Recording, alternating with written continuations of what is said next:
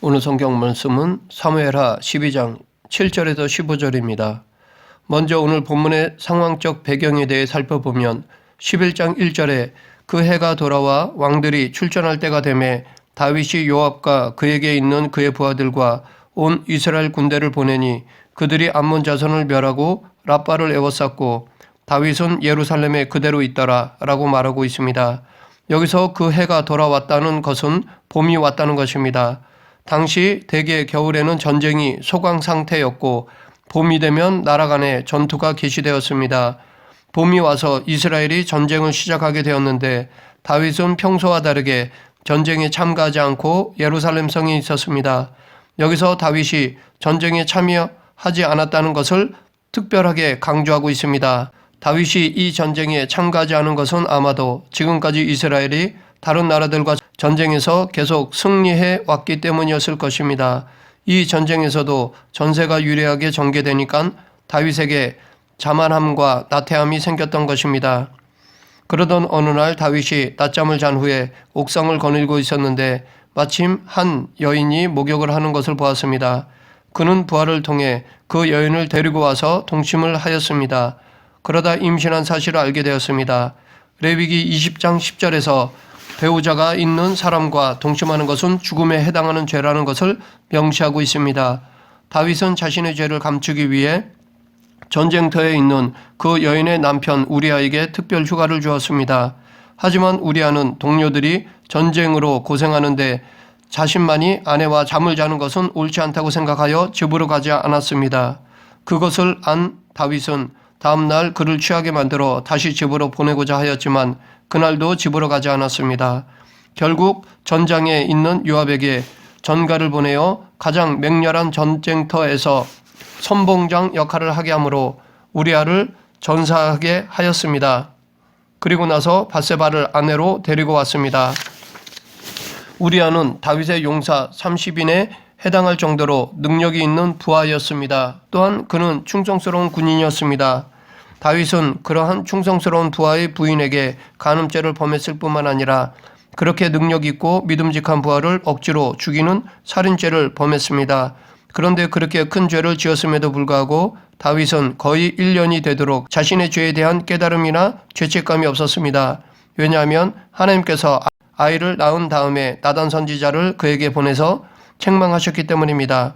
이때 나단은 다윗에게 많은 양과 소를 가진 부자가 가난한 사람의 한 마리밖에 없는 양이 새끼를 빼앗아서 행인을 대접하는 이야기를 하였습니다.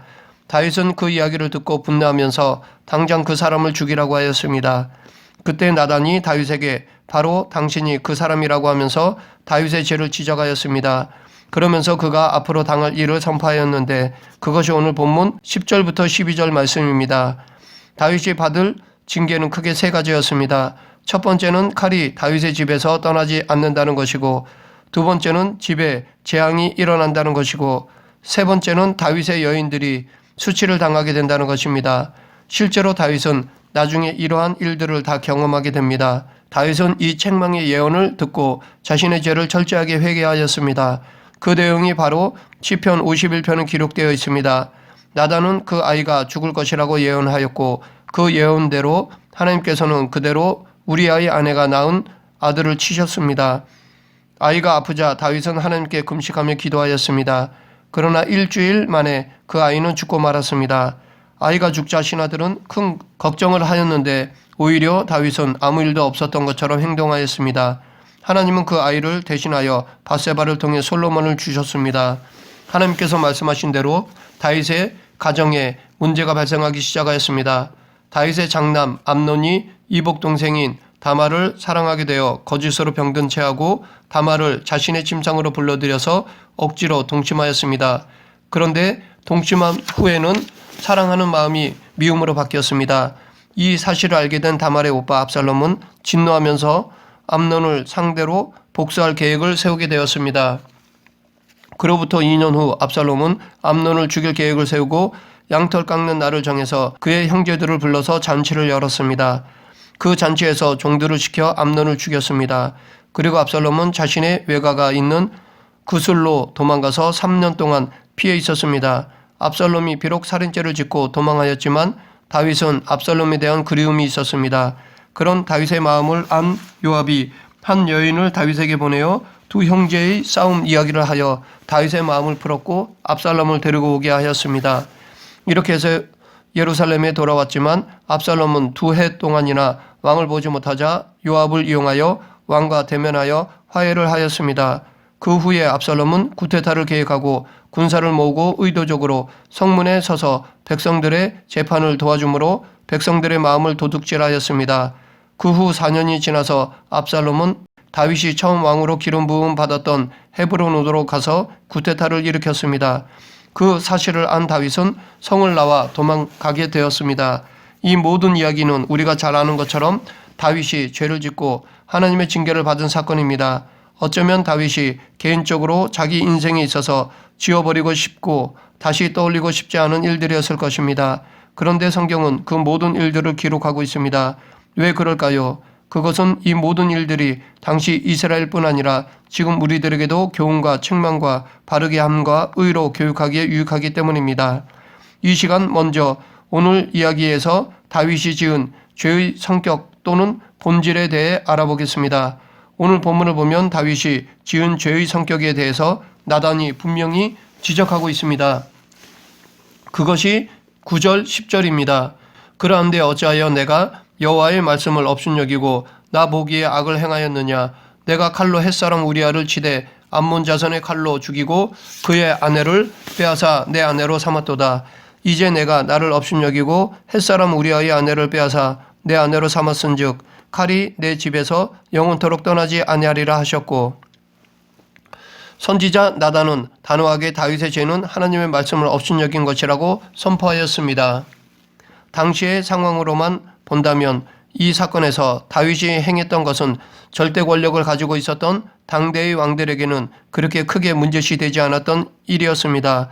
물론 남의 아내를 빼앗고 사람을 죽이는 것이 당시에도 도덕과 양심에 거리끼는 것이었지만 당시 왕들에게 그런 일들은 비일비재하였습니다. 또한 법적인 관점에서 보면 죄가 인정되어 처벌하려면 반드시 고소하는 사람과 증인이 있어야 하고 확실한 물적 증거도 있어야 합니다. 그런데 다윗이 밧세바를 범한 것을 아는 사람도 거의 없었고 그것을 고발하는 사람은 더더욱 없었습니다. 다윗이 우리아를 감쪽같이 죽인 것은 오늘날 법률적 용어로 하면 미필적 고의에 해당하는 것인데 그러한 다윗의 악한 의도를 아는 사람도 문제를 제기하는 사람도 없었습니다. 그렇기 때문에 다윗이 지은 죄는 당시의 시대적 상황, 세상 사람들의 기준 또는 실정법적인 차원에서만 보면 큰 문제가 되지 않은 것이라 할 수 있습니다. 그러나 다윗의 행위는 여호와 보시기에는 악하였고 하나님의 말씀을 거스르는 것이며 결국 하나님을 업신여기는 것이었습니다. 그래서 다윗도 시편 51편 4절에서 내가 주께만 범죄하여 주의 목전에 악을 행하였사오니 주께서 말씀하실 때에 의로우시다 하고 주께서 심판하실 때에 순정하시다 하리이다 라고 고백하고 있습니다. 실제로 다윗이 행했던 것은 10계명 가운데 6번째, 7번째, 10번째 계명을 범하는 엄청난 죄였습니다. 이것이 다윗이 범한 죄의 성격이고 성경에서 말씀하는 죄의 본질입니다. 성경에서 말하는 죄는 오늘날 세상 사람들이 생각하는 죄나 실정법이 말하는 죄와는 차원이 다릅니다. 성경에서 말하는 죄는 범위와 내용이 훨씬 넓고 포괄적입니다. 그런데 우리들 가운데는 세상 사람들의 관점에서 그리고 실정법 차원에서만 죄를 생각하는 경향이 있습니다. 다시 말해 하나님의 말씀으로 볼 때 또는 하나님 앞에서 평가할 때 분명히 잘못된 것이지만 다른 세상 사람들도 그렇게 살고 있기 때문에 또는 세상 사람들의 관점에서 보면 큰 문제가 되지 않기 때문에 죄가 아니라고 생각합니다. 또한 우리는 남에게 발각되지 않는 죄를 지을 수 있습니다. 남에게 발각되지 않게 속일 수도 있고 도둑질할 수도 있습니다. 이렇게 사람들에게 발각되지 않기 때문에 죄를 짓지 않는 것으로 생각하며 살 수 있습니다. 뿐만 아니라 우리는 마음으로 죄를 지을 수 있습니다. 남을 미워하고 남의 소유를 탐하고 음욕을 품을 수 있습니다. 그런데 성경은 마음으로 형제를 미워하거나 남의 소유를 탐하거나 음욕을 품으면 그 자체가 이미 살인, 절도, 간음과 같은 죄에 해당한다고 말하고 있습니다. 그런데 우리는 겉으로 드러나지 않기 때문에 죄를 지었다고 생각하지 않을 수도 있습니다. 그렇기 때문에 하나님께서는 다윗의 이 죄를 기록함으로 우리에게 세상의 관행으로 볼 때 문제가 되지 않는다고 할지라도 사람들에게 들키지 않았다 할지라도 행동으로 드러나지 않았을지라도 당신의 말씀에 어긋난 것, 당신의 뜻을 거스르는 것은 모두 다 당신 앞에서 죄가 된다는 것을 가르쳐 주고자 하신 것입니다. 예수님께서 우리에게 좁은 문으로 들어가라. 멸망으로 인도하는 문은 크고 그 길이 넓어 그리로 들어가는 자가 많고 생명으로 인도하는 문은 좁고 길이 협착하여 찾는 자가 적음이라 라고 하셨고 사도 바울도 너희는 이 세대를 본받지 말고 오직 마음을 새롭게 함으로 변화를 받아 하나님의 선하시고 기뻐하시고 온전하신 뜻이 무엇인지 분별하도록 하라 라고 하였습니다. 이 말씀들을 죄 문제와 연결시켜보면 세상 사람의 기준에서 죄를 생각하지 말고 훨씬 넓고 포괄적으로 죄를 이해하고 적용하며 세상 사람들보다 좁게 그리고 세상 사람들과 다르게 살라는 것이라 할 수 있습니다. 그래서 혹자는 예수님을 믿지 않았다면 좀 더 편하게 살고 죄책감도 덜하며 살 수 있었을 것이라고 생각하기도 합니다. 그러나 실제 우리 삶을 뒤돌아보면 세상에서 죄를 지으면서 경험하는 행복과 기쁨보다 예수 그리스도 안에서 하나님의 은혜로 경험하는 행복과 기쁨이 더 크고 거짓말하고 편법을 쓰면서 인간적인 수단과 방법으로 살면서 얻은 유익보다 믿음으로 살면서 하나님께서 주시는 유익이 더 크다는 것을 알 수 있습니다. 뿐만 아니라 죄의 기준을 하나님의 말씀 안에서 엄격하게 정하고 미리미리 조심하며 사는 것이 우리의 미래를 위해 훨씬 더 좋습니다. 우리는 언젠가 이 땅을 떠나야 하고 주님 앞에 서야 합니다. 우리는 한 사람도 예외 없이 다 주님 앞에 이 땅에 살았던 삶을 가지고 주님의 심판을 받아야 합니다. 이때의 심판의 기준은 세상 사람들의 기준 또는 우리나라 실정법의 기준이 아닙니다. 그렇기 때문에 지금부터 세상의 기준이 아니라 하나님의 기준으로 살아야 합니다. 다음으로 우리가 살펴봐야 할 것은 죄와 징계에 대한 다윗의 자세입니다. 하나님은 이 사건에 대해 철저하고 처절하게 징계하셨습니다. 하나님께서는 나단을 통해 징계를 선포하실 때 다윗은 은밀히 행했지만 백주에 온 이스라엘 앞에서 드러나게 하시겠다고 하셨습니다. 그리고 이렇게 말씀하신 대로 압살롬이 다윗의 후궁들을 취하였고 바세바에게서 낳은 아들과 큰 아들 암논 그리고 압살롬이 죽임을 당하였습니다. 이렇게 가족 안에서 정적인 죄와 살인이 발생하였습니다. 그리고 압살롬의 반역에 의해 자신의 왕위도 일시적으로 찬탈당하였습니다. 계속해서 오늘 본문 7절 8절을 보겠습니다. 나단이 다윗에게 이르되 당신이 그 사람이라 이스라엘의 하나님 여호와께서 이와 같이 이르시기를 내가 너를 이스라엘 왕으로 기름 붓기 위하여 너를 사울의 손에서 구원하고 내 주인의 집을 내게 주고 내 주인의 아내를 내 품에 두고 이스라엘과 유다 족속을 내게 맡겼느니라. 만일 그것이 부족하였을 것 같으면 내가 내게 이것저것을 더 주었으리라. 다윗은 하나님께 말로 다 할 수 없는 놀라운 은혜를 받았고 왕이 되었습니다. 그는 백성의 목자가 되어 백성들을 잘 섬기고 돌보아야 했습니다. 그러나 그는 잘 돌보고 섬겨야 할 백성에 대해 간음죄와 살인죄를 범했습니다. 이러한 행위는 하나님의 은혜에 배은망덕한 것이고 자신에게 맡기신 직무를 유기한 것이고 직권을 남용한 것입니다. 그래서 하나님께서 그렇게 철저하게 징계하신 것 같습니다. 물론 하나님께서는 우리의 죄를 항상 드러나게 징계하시지는 않습니다. 죄에 대해 표면적으로 징계하실 수도 있고 하지 않으실 수도 있습니다. 만약 우리가 죄를 지을 때마다 하나님께서 징계하신다면 우리 가운데 성한 사람은 없을 것입니다. 그럼 언제 드러나게 징계하실까요? 그것은 하나님께서 필요하시다고 하실 때입니다. 또한 회개를 통해 용서를 받아도 징계는 내려질 수 있습니다. 물론 우리가 회개하면 어떠한 징계 없이 용서해 주시는 경우도 있지만 다윗처럼 용서하시면서도 징계하실 수도 있습니다. 오늘 본문에 보면 다윗은 거의 1년 동안이나 자신이 얼마나 크고 심각한 죄를 범했는지 알지 못했습니다. 아니면 아무도 모른다고 생각하여 모른 척 했는지도 모릅니다. 그런데 나단이 비유를 통해 그의 죄를 지적했을 때 즉시 인정하고 회개하였습니다. 그의 회개는 철저했습니다. 이것이 다윗과 사울의 가장 큰 차이점이라 할 수 있습니다. 사울은 잠깐 잘못을 인정했지만 결코 회개하지는 않았습니다. 반면에 다윗은 자기 죄를 인정했을 뿐만 아니라 철저히 회개하였습니다. 히브리서 12장에서는 우리가 하나님의 징계를 받을 때 가져야 할 두 가지 자세를 말하고 있는데 하나는 경히 여기지 않는 것이고 또 하나는 낙심하지 않는 것입니다. 그러니까 하나님께서 징계하시면 한편으로는 그냥 넘기지 말고 마음에 깊이 새겨 평생의 교훈으로 삼아야 한다는 것입니다. 그래서 같은 죄를 반복하지 말아야 하는 것입니다. 또 다른 한편으로는 낙심하지 말고 받아들이면서 감사해야 한다는 것입니다. 왜냐하면 하나님께서는 우리가 망하도록 징계하시지 않고 우리를 살리기 위해 징계하시기 때문입니다. 우리는 이 양극단을 피해야 합니다. 뿐만 아니라 우리는 죄책감에 빠져 낙심하지는 말아야 합니다. 다윗은 아이가 죽은 다음에 툴툴 털어버렸습니다. 종종 용서함을 받고도 죄책감에 시달리는 사람들이 있습니다. 하나님께서는 우리가 죄책감을 가지고 위축되고 우울하게 살기를 원치 않으십니다. 그런데 사탄은 계속 과거의 죄를 가지고 우리를 힘들게 할 수 있습니다. 그러면 우리는 어떻게 하면 죄를 덜 짓고 살 수 있을까요? 먼저 우리는 약한 존재이고 얼마든지 악하게 될 수 있는 존재라는 것을 기억하는 것입니다. 우리가 지금까지 보아온 것처럼 다윗은 근본적으로 믿음의 사람이었습니다. 중심이 바른 사람이었습니다. 놀라운 하나님의 은혜와 사랑을 경험한 사람이었습니다. 자기를 죽이려고 하는 사람조차도 용서할 수 있는 절제력을 소유한 사람이었습니다. 어느 누구도 다윗이 이런 악한 죄를 지을 것이라고 생각할 수 없는 사람이었습니다. 그러나 다윗은 충성스러운 부하의 아내와 간음죄를 지었습니다. 다윗은 분명 남의 아내와 동침하는 것이 죄라는 것을 알고 있었습니다. 그렇기 때문에 우리아를 억지로 집에 보내려 했고 자기 뜻대로 되지 않아 결국 죽이고 말았습니다.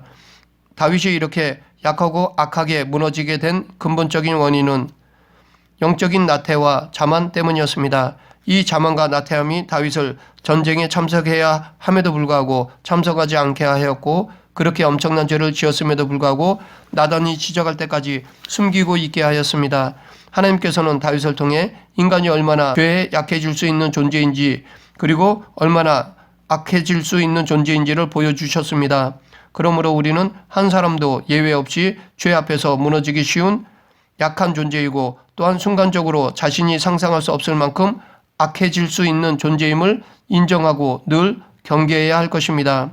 그러면 이렇게 우리가 약해지지 않고 악해지지 않기 위해 해야 할 일은 무엇일까요? 그것은 나태하거나 자만하지 않고 영적으로 깨어 근신하는 것입니다.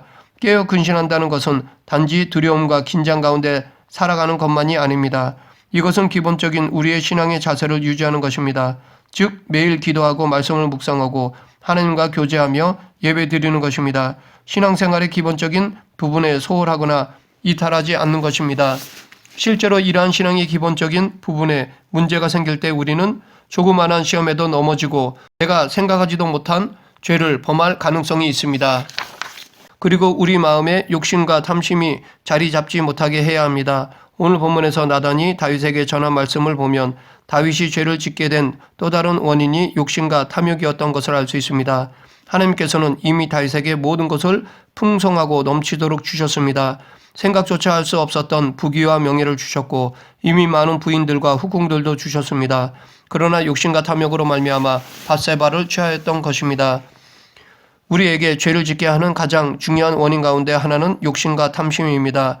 욕심은 내가 충분히 가지고 있으면서도 더 가지려고 하는 마음이고 탐심은 내 손에 충분한 것을 쥐고 있으면서도 남의 것이 더 크고 좋고 귀하게 보여 빼앗으려 하는 것입니다. 약간의 차이는 있지만 이 둘은 비슷한 의미입니다. 욕심과 탐심이 우리 안에서 발동하면 죄를 짓지 않을 수 없습니다. 그렇기 때문에 우리에게 욕심과 탐심을 극복하기 위해 필요한 것은 자족과 감사입니다. 모든 상황에서 자족하고 우리에게 주어진 것에 감사하는 것입니다. 자족과 감사는 욕심과 탐심의 반대 개념입니다. 성경은 자족하는 마음이 있으면 경건에 유익하다고 말하고 있습니다. 물론 자족과 감사의 마음을 갖는 것이 쉽지는 않습니다. 이 부분에서 자유로울 수 있는 사람은 별로 없습니다. 그러나 사도 바울이 고백한 것처럼 내게 능력을 주시는 자 안에서 우리는 자족하고 감사할 수 있습니다. 그렇기 때문에 우리는 주님의 도우심을 구해야 합니다. 또한 우리의 의지적인 훈련도 필요합니다. 바울도 자족하기를 배웠다고 했고 경건에 이르도록 내 자신을 훈련하라고 디모데에게 권고하기도 하였습니다. 말씀을 맺겠습니다. 우리는 죄를 세상 사람의 관점이나 실정법 차원에서 보아서는 안 되고 하나님 앞에서 그리고 하나님의 말씀을 기준으로 하고 적용해야 합니다. 또한 죄에 대한 징계를 경험할 때 우리는 철저하게 회개해야 하고 징계는 받아들이되 죄책감에 사로잡혀 낙담하며 살지 않아야 합니다. 또한 죄를 짓지 않기 위해 우리는 두 가지를 기억해야 하는데, 먼저 우리는 약한 존재이고 얼마든지 악하게 될 수 있다는 것을 기억해야 합니다. 그리고 욕심과 탐심이 우리 안에 자리 잡지 못하도록 하고 그 대신 자족과 감사하는 마음으로 살아야 할 것입니다. 이렇게 살아가며 죄를 멀리하는 저와 여러분이 되길 간절히 축원합니다. 기도하겠습니다. 공의로우신 하나님 아버지, 우리 안에 있는 죄의 요소들을 끊어버릴 수 있는 의지와 결단을 주시옵소서. 우리 모두 거룩한 하나님의 자녀로 살아가는 그리스도인이 되게 하여 주시옵소서. 예수님 이름으로 기도드립니다. 아멘.